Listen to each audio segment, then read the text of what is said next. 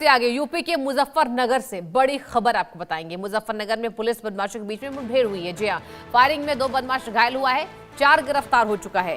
Bank चोरी की कोशिश थी, उस गैंग का खुलासा हो चुका है। बदमाशों से गाड़ी, तार और हथियार बरामद हुए। पूरी खबर समझिए। मुजफ्फरनगर में पुलिस और बदमाशों के बीच में हुई मुठभेड़ में 2 बदमाश घायल हो गए हैं, जबकि 4 अन्य को घेराबंदी कर गिरफ्तार कर लिया गया है। पुलिस के मुताबिक पकड़े गए बदमाशों ने बैंक में सेंध लगाकर चोरी का प्रयास किया था। घायल बदमाशों की पहचान अरविंदर सिंह पारुल के रूप में हो गई है। वहीं मोहित, मनीष, रईस और ताज को पुलिस ने गिरफ्तार कर लिया है। सभी 6 आरोपियों पर चोरी समेत 77 गंभीर मुकदमे दर्ज हैं, जो मुजफ्फरनगर, शामली, बागपत, मेरठ में दर्ज हैं। बदमाशों के कब्जे से गाड़ी, करीब 9 कुंतल तार और 2 तमंचा और कारतूस को बरामद किया गया है। तो उत्तर प्रदेश का मुजफ्फरनगर, जहां देखिए आमतौर पर हालांकि बदमाशों का खात्मा करने के लिए योगी सरकार तटस्थ है। सरकार ने साफ कहा, आप सुन सकते सीएम योगी को, जिस तरीके से वो हमेशा कहते हैं कि बदमाशों की खैर नहीं है, माफिया की खैर नहीं है, ये उत्तर प्रदेश है, यहाँ से चले जाइए। और यही वजह है कि पुलिस लगातार, देखिए यहाँ पर पुलिस के साथ बदमाशों की मुठभेड़ होती है। बैंक चोरी का खुलासा था और 77 मुकदमे वाले गैंग से हथियार और तार को बरामद किया गया है। करीब 9 कुंतल तार है और 2 तमंचा है और कारतूस जो है वो पुलिस ने बदमाशों से बरामद किए हैं। ये बड़ी खबर है और इस गैंग का पर्दाफाश हो चुका है। कहा जा रहा है कि जो गैंग है ये इस जिले में कई सालों से सक्रिय था। पुलिस लगातार पैनी नजर भी रखी हुई थी। बदमाशों से गाड़ी, तार और हथियार को बरामद किया गया। आप देखिए पुलिस नजर आ रही है और एक बदमाश के पैर में गोली लगी है, जिसको यहाँ पर कंधों के सहारे पुलिस ले जाती हुई नजर आ रही है। अब देखना यह होगा कि खुलासा ये बदमाश जो गिरफ्तार हुए हैं क्या करते। 4 बदमाशों की गिरफ्तारी हुई है। एक के पैर में गोली लगी है।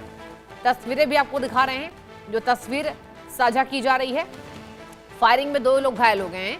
बैंक चोरी की कोशिश इनकी थी और इस गैंग का पूरा पर्दाफाश हो चुका है। 6 बदमाश गिरफ्तार हो गए। जी हाँ, 6 बदमाश। इस बदमाशों से गाड़ी, तार और हथियार जो है वो बरामद हुए हैं। मोहित बताया जा रहा है नाम, रईस बताया जा रहा है। इन तमाम बदमाशों का जो ये गैंग है ना, ये मुजफ्फरनगर में ही नहीं, कहा जा रहा है अन्य जिलों में भी एक्टिव होने की कोशिश कर रहे थे और लगातार पुलिस को चकमा दे रहे थे। लेकिन पुलिस ने समय रहते इन बदमाशों को धर दबोचा है। रात मुठभेड़ की घटना सामने आई है। मुठभेड़ में 6 बदमाश गिरफ्तार हो चुके हैं। आरती सिंह मेरी संवाददाता भी जुड़ चुके हैं। आरती, ये बताइए ये मुठभेड़ की घटना कब सामने आई और इस गैंग का और कौन सा बड़ा कारनामा है? देखिए, मुठभेड़ की जो खबर सामने आई है, ये रात के करीब मुठभेड़ हुई है और ये जो मुठभेड़ हुई है इसकी मुख्य वजह यह है कि ये जो शातिर लोग थे ये किस बैंक को लूटने की फिराक में थे, जिसको लेकर मुजफ्फरनगर पुलिस भी अलर्ट मोड पर है ताकि इस तरह की गतिविधियों पर नजर रखी जाए। और इस मुठभेड़ में 2 लोग जो है उनके पैर में गोली लगी है, जो घायल अवस्था में गिरफ्तार किए गए हैं। बाकी 4 को कॉम्बिंग के दौरान गिरफ्तार किया गया, यानी कि 6 लोगों को गिरफ्तार किया गया है। और ये 6 लोग बहुत ही गंभीर प्रवृत्ति के अपराधी हैं, जिन पर 77 से अधिक मुकदमे दर्ज हैं और ये अलग अलग राज्यों में भी इनके ऊपर मुकदमे दर्ज है, जैसे मुजफ्फरनगर, बागपत, मेरठ, सहारनपुर, ऐसे तमाम राज्यों में इनके ऊपर 77 से अधिक मुकदमे दर्ज हैं। और जिस तरह से ये 6 लोगों को गिरफ्तार किया गया है, मुजफ्फरनगर पुलिस और भी इनके नेटवर्क की जांच कर रही है ताकि और कोई भी अगर इस लिंक में शामिल है तो उनकी भी जांच की जा रही है। जी आरती, ये बताइए कि मुजफ्फरनगर में ही क्या ये बदमाश का गैंग एक्टिव था या अन्य जिलों में भी?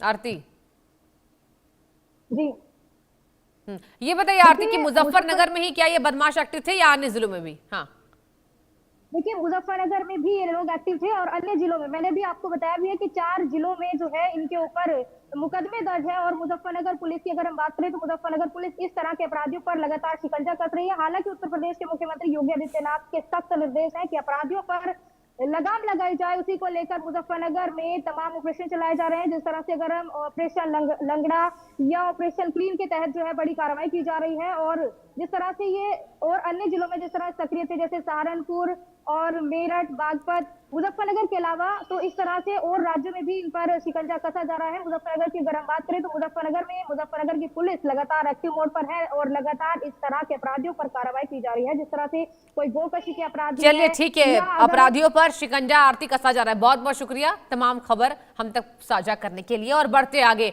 उत्तर प्रदेश के संभल से बड़ी खबर आपको बताऊंगी। गौ तस्करी के फरार आरोपी सूरज को पुलिस ने धर दबोचा है। वाहन चेकिंग के दौरान पुलिस को देखकर भाग रहा था सूरज। मुठभेड़ के दौरान पैर में उसकी गोली लगनी है, जहां आरोपी घायल बताया जा रहा है। पुलिस ने गिरफ्तार कर आरोपी को इलाज के लिए अस्पताल भेज दिया है। प्रदेश के संभल जिले से कानून व्यवस्था और पुलिस मुस्तैदी से जुड़ी एक बड़ी खबर आपको बता रहे हैं। यहां बहजोई कोतवाली क्षेत्र के सिहोरी गांव के पास पुलिस और बदमाशों के बीच में मुठभेड़ हो गई। वाहन चेकिंग के दौरान पुलिस ने एक संदिग्ध को रोकने की कोशिश की तो वो भागने की फिराक में था। पुलिस टीम पर निशाना साध रहा था। पुलिस की जवाबी कार्रवाई में गौ तस्करी के मामले में लंबे समय से फरार चल रहा आरोपी सूरज पैर में गोली लगने से घायल हो गया। पुलिस ने उसे दबोच लिया और पास के अस्पताल में पुलिस ने उसे भर्ती भी करा दिया है। अब बता दें आपको, आगे की कानूनी कार्रवाई लगातार पुलिस के द्वारा शुरू कर दी गई है। तो गौ तस्करी का ये जो बड़ा आरोपी था, ये पुलिस ने धर दबोचा है। मतलब कि कुल मिलाकर उत्तर प्रदेश में लगातार कानून व्यवस्था को दुरुस्त किया जा रहा है। इसके पहले हमने आपको बताया मुजफ्फरनगर से खबर, वहां भी बदमाशों को दबोचा गया। मुठभेड़ के बाद 6 बदमाश गिरफ्तार हुए और यही वजह है कि अब उत्तर प्रदेश की कानून व्यवस्था पर जिस तरीके से यहाँ पर मजबूती देखने को मिल रही है, भागने की कोशिश के दौरान ये जो गौ तस्कर है, सूरज नाम बताया जा रहा है, ये धर दबोचा गया है। यह खबर आपको संभल जिले से बता रहे हैं। भागने की कोशिश ये कर रहा था, पुलिस पर निशाना साध रहा था।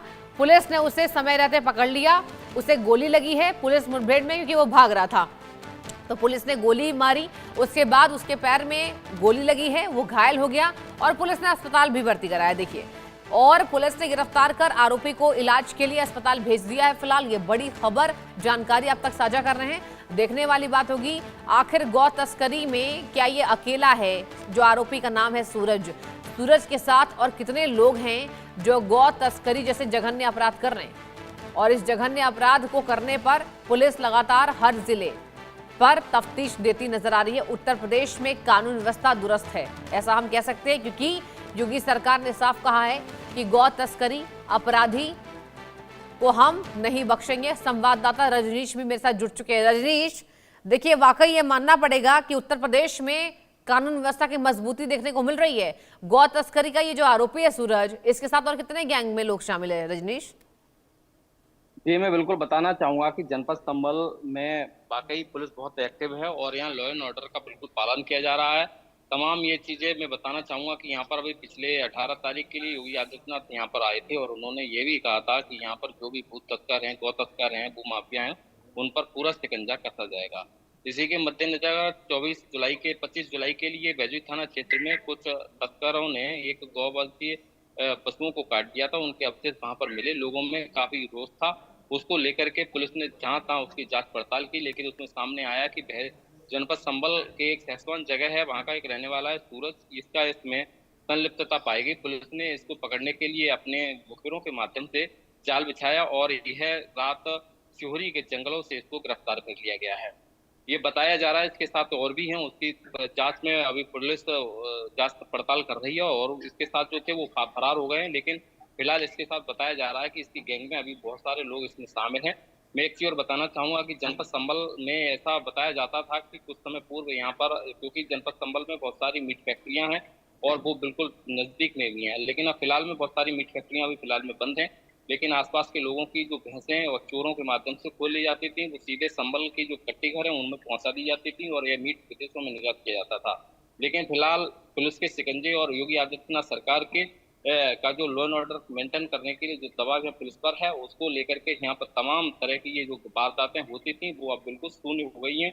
लेकिन जो घटनाक्रम हो भी जाते हैं उन पर पुलिस तत्काल एक्शन लेती है और सूरज जैसे लोगों को पुलिस गिरफ्तार करके, और क्योंकि ज्यादातर ये अपराधी बड़ा सातिर टाइम के होते हैं, यह लोग आसानी से पुलिस के हाथ नहीं आते। इसके ऊपर भी कई तरह का इनाम इस पर घोषित था और यह केवल जनपद संभल में ही नहीं बल्कि बदायूं में भी वांछित था और यह कई अपराधों में भी सम्मिलित था। लेकिन पुलिस ने इसको गिरफ्तार कर लिया, इसके पैर में गोली लगी है, इसने जवाबी कार्रवाई में पुलिस पर भी गोली चलाई, पुलिस के भी गोली लगी है। फिलहाल इसको गिरफ्तार करके पुलिस ने जेल भेज दिया है।